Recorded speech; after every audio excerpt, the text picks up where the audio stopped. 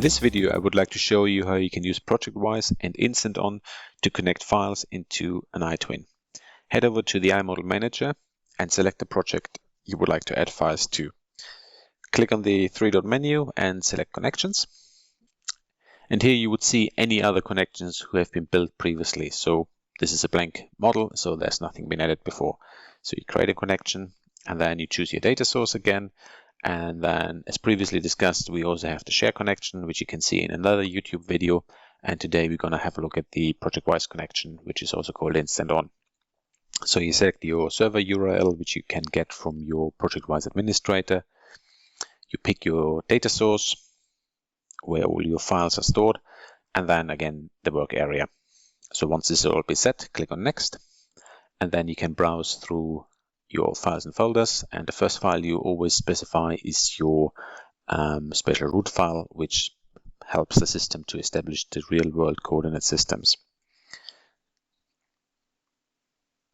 So to make it a bit more interesting today, I thought we're going to use some Revit files, and I set a local coordinate system for all those files, and I also added some location information into my special root file, so it will be positioned at the correct location. And I can see the map around, and it makes it a bit more interesting and interactive. And again, you can see I can only pick one special root file, so be careful what you select there. So once you click on Next, now you can add your other files. So I got them in here, and then special root file is not available to be selected as a composite model, so you will only select all the other files. And then again you click on Next, and you can see the system defined already. It's a Revit file. I'm going to use the Revit bridge, and yeah, you can't change it to any other files because that's been locked then. And you click on Next again, you give it a name. So in this case I call it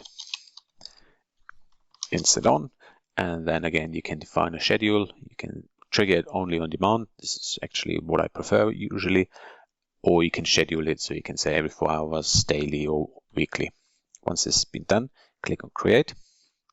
And this is a dialog where you can see all other connections as well. So you can have a whole series of connections pushing and pulling in files into your iTwin.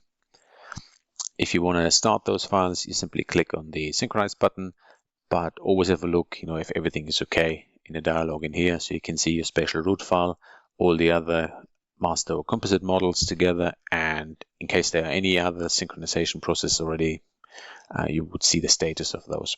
So if I trigger that, it just takes a few moments, and then you can see the connection has been started, it's in progress now, and then again it will take a few moments, and then all the files are being pushed into your iTwin.